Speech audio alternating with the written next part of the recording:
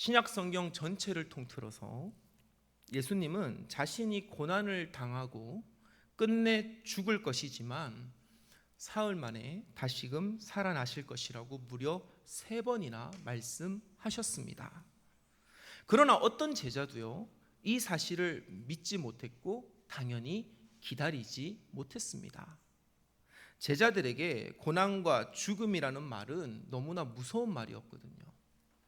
제자들은 주님이 부활하시기 위하여 고난과 죽음을 겪으셔야 된다는 말에 그 말을 이해하지 못하고 죽음과 고난이라는 말에 압도되어서 부활하실 것이라는 주님의 그 약속의 말씀을 거부하고 막상 예수님께서 돌아가시자 두려움과 불안으로 가득 찼습니다. 그 결과가 무엇입니까? 십자가 곁에 제자들은 남아있지 않았습니다. 다 도망쳤습니다.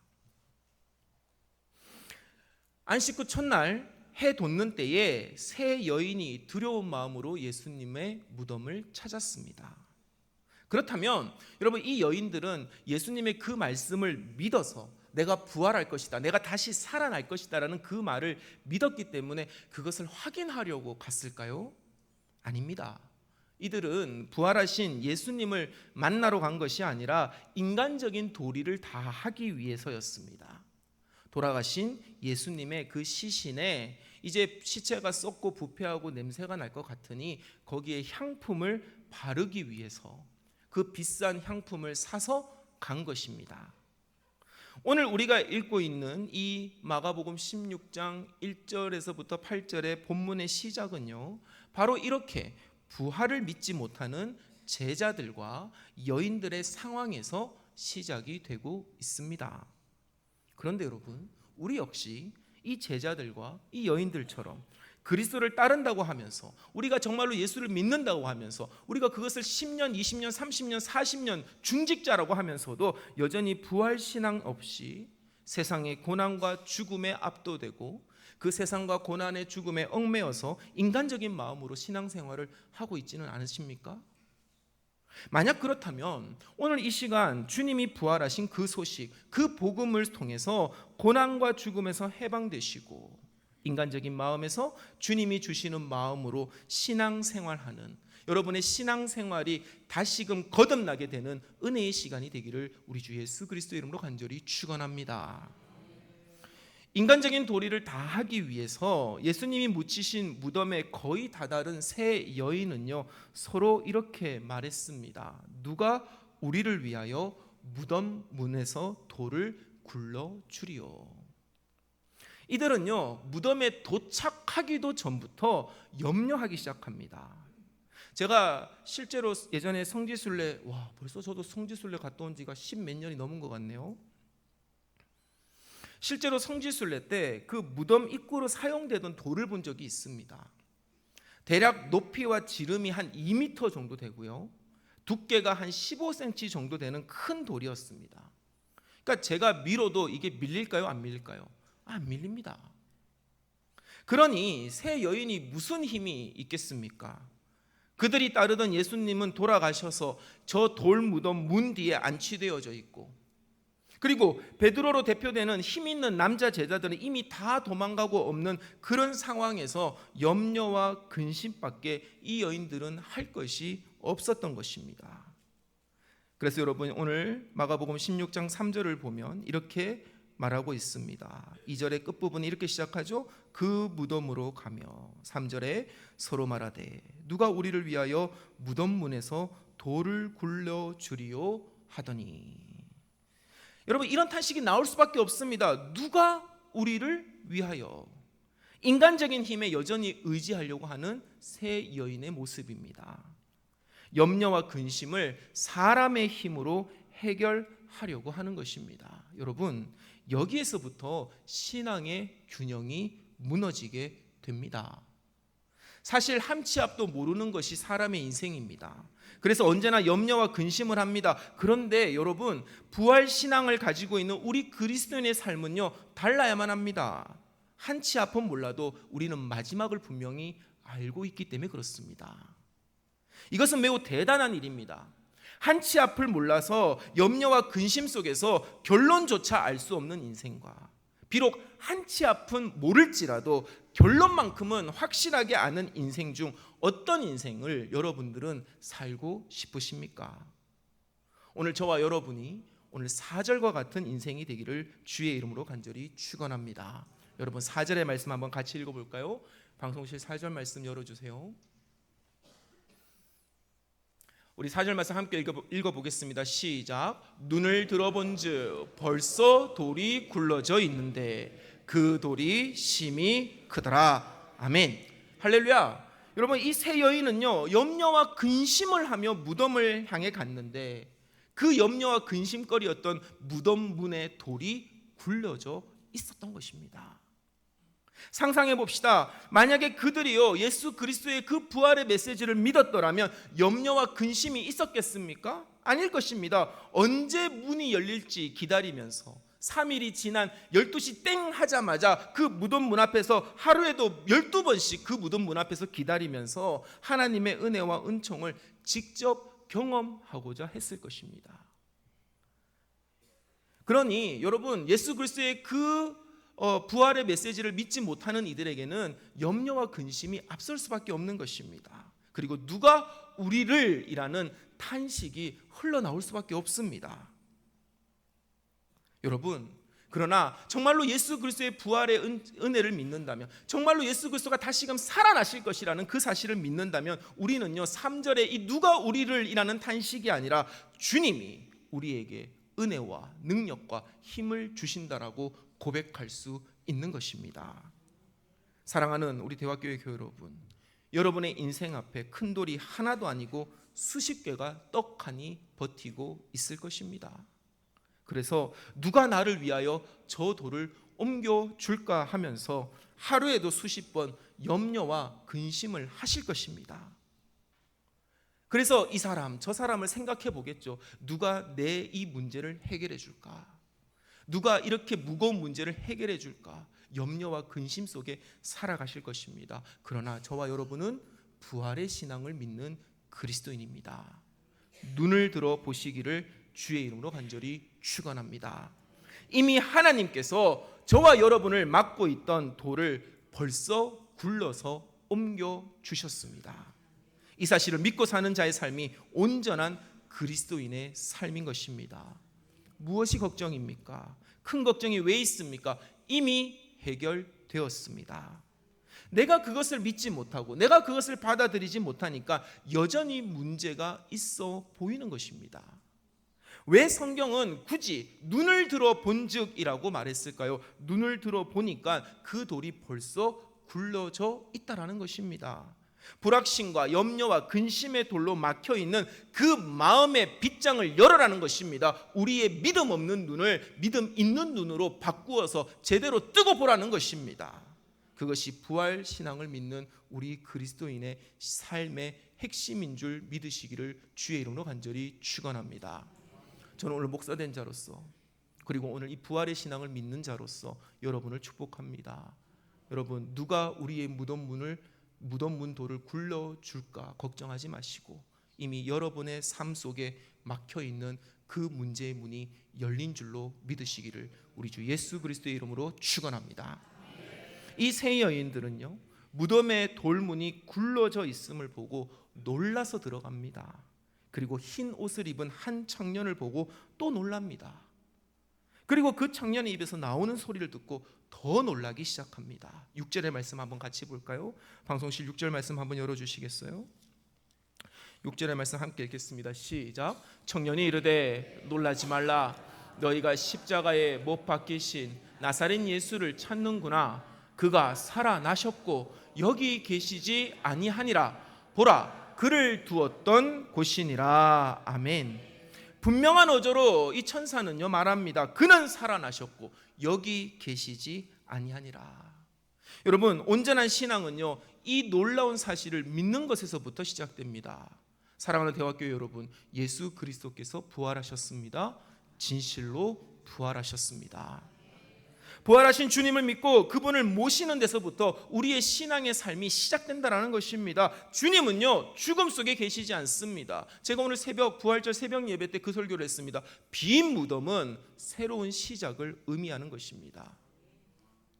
살아계십니다. 우리의 머릿속에 가두어지시는 분이 아닙니다. 정말로 죽은 자가 살아날 수 있어? 이게 과학적으로 맞아? 여러분, 그것은 무의미합니다.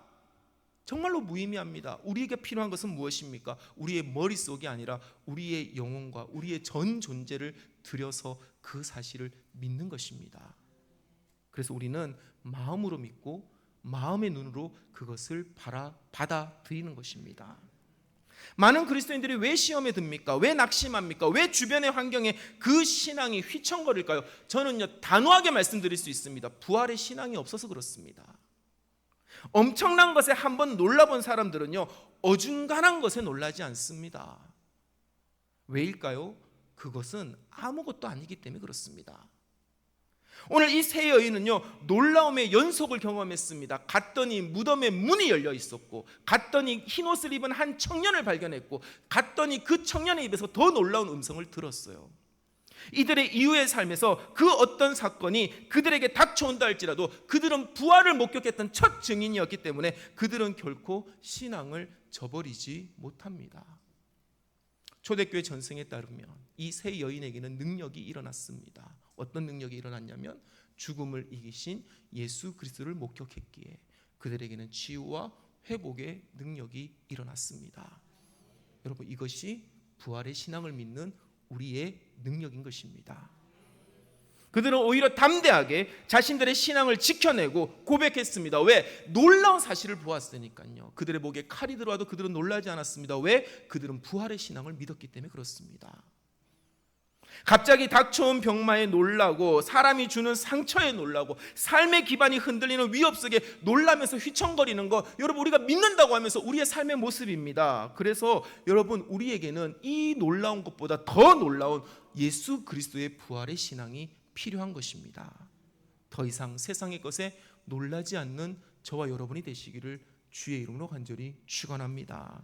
주님은 이제 세상에 속한 분이 아닙니다.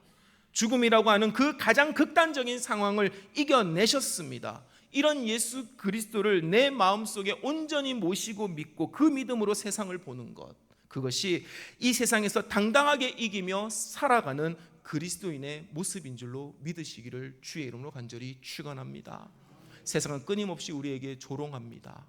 세상은 끊임없이 우리를 모욕합니다. 여러분, 조롱과 모욕은 뭐라고 했습니까? 할 수 없는 것을 하라고 하는 것이 모욕과 조롱입니다. 마귀는 우리를 유혹합니다. 유혹은 무엇입니까? 할 수 있는 것을 하라고 하는 것이 유혹입니다. 부활의 신앙이 없으면 우리는 모욕과 조롱에 상처받고 유혹에 넘어갑니다. 그러나 사랑하는 성도 여러분, 우리는 살아계신 주님을 만나야 될 사람들이기에, 아멘이 왜 안 나올까? 우리는 살아계신 주님을 만나야 될 사람들이기에 여러분, 우리는 그런 모욕과 조롱에 상처 입지 아니하고 우리는 유혹에 무너지지 않을 수 있는 것입니다. 천사는 이어서 제자들과 특히 베드로에게 예수의 부활의 소식을 알려라고 말합니다. 그 소식의 내용이 무엇입니까? 주님이 부활하셨다는 소식. 그 사실과 한 가지 더, 제자들보다 먼저 갈릴리로 가셔서 이미 말씀하신 대로 제자들을 갈릴리에서 만나시겠다라는 것입니다.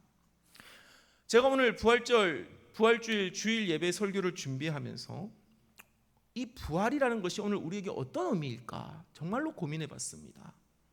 그리고 오늘 이 본문에서 실마리를 하나 찾았습니다. 예수님은 부활하셔서 어디로 가셨습니까?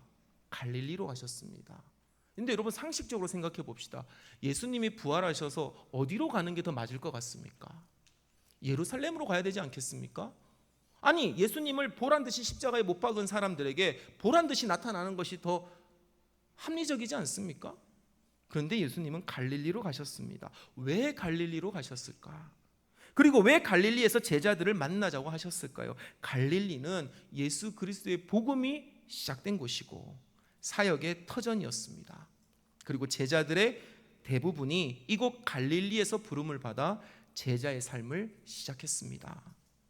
갈릴리는 그렇게 정말로 주님께서 눈물을 흘리며 병자들을 고쳐주신 곳이었고, 가난한 자들에게 먹을 것을 주신 곳이었고요, 사랑을 나누어 주신 곳이었고요, 깨닫지 못하던 무지한 제자들을 모아서 가르치시던 곳이었고, 그리고 하나님의 아들이 복음을 위하여 공생애를 시작하신 피와 땀과 눈물이 시작된 곳이었습니다.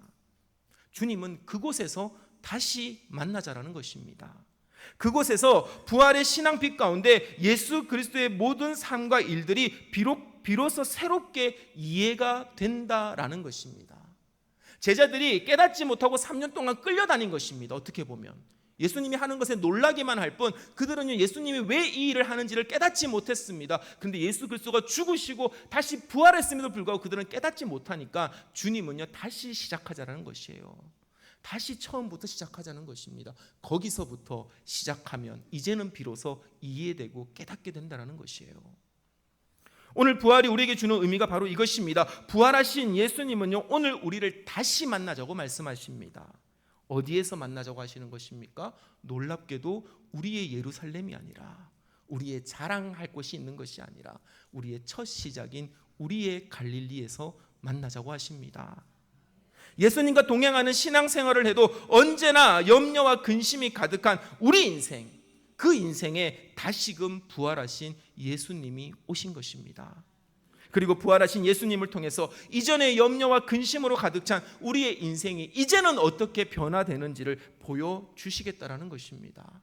부활의 그 신앙을 믿기 전에 내 삶과 부활 신앙을 믿고 난 이후에 내 삶이 어떻게 다르게 이해되어지고 어떻게 받아들여지고 어떻게 변화되는지를 주님은 우리에게 보여주시기 원하시기 때문에 주님은 예루살렘에서 보자고 하지 아니하시고 우리의 갈릴리에서 우리를 만나자고 하시는 것입니다. 여러분의 신앙의 첫 시작을 생각해 보십시오. 그때의 뜨거움이 지금만큼 있습니까? 여러분의 처음 가졌던 마음을 생각해 보십시오. 여러분이 대화교회를 등록하고 대화교회가 겪었었던 수많은 풍파를 함께 지냈던 그 시간을 생각해 보십시오. 그때의 열심이 지금도 있습니까? 여러분, 이해되지 않기 때문에 그저 따라온 신앙 아니었습니까? 주님은 우리에게 분명히 말씀하십니다. 부활하신 주님은 너의 첫 시작에서 다시 시작하자고 말씀하고 계십니다. 거기서부터 왜 네가 그 염려를 했었는지, 그리고 그것이 얼마나 부질없는지를 알려주십니다. 너가 왜 시험을 당했는지를 알려주십니다. 너가 왜 고난을 당해야 됐는지, 너가 이 교회에서 어떤 역할을 해야 되는지를 이제는 부활의 시각에서 새롭게 해석해 보자고 주님은 우리의 갈릴리에서 기다리고 계시는 줄 믿으시기를 주의 이름으로 간절히 축원합니다. 이제 말씀을 맺습니다. 부활신앙을 믿는 그리스도인은요 누가 우리를 위하여라는 염려와 근심과 탄식을 하지 않습니다. 오히려 주님이 우리를 위하여라는 확신에 찬 고백을 합니다. 부활의 신앙을 믿는 자들은요 무덤의 문을 누가 굴려줄까를 고민하지 않습니다. 염려하지 않습니다. 여러분, 부활의 신앙을 믿는 우리는 주님이 이미 그 일을 행하셨다고 고백하는 것입니다. 그리고 그 고백대로 이 세상을 바라보고 이 세상 한가운데서 주님이 주신 그 부활의 신앙으로 살아갑니다. 그런 이들에게는 이미 무덤의 돌문과도 같은 장애물들은 없습니다. 이미 내 인생의 결론은 주님께서 축복의 길, 영생의 길, 구원의 길을 열어놓았음을 믿었기에 우리의 삶은요 거침이 없습니다. 그리고 그 인생은 언제나 주님의 나라에 가까워져가는 은총의 삶을 살게 됩니다. 사랑하는 우리 대화교회 교회 여러분, 이 부활의 신앙을 늘 가슴에 가지시고 오늘 부활하신 주님을 여러분의 갈릴리에서 만나게 되기를 주의 이름으로 간절히 당부합니다. 그리고 이제부터는 부활의 은총을 늘 경험하며 이전에는 깨닫지 못하고 이전에는 이해되지 않았고 이전에는 수수께끼와도 같은 일들이 열리고 해석되고 풀어지고 믿어지고 아멘 나올 때까지 할 겁니다.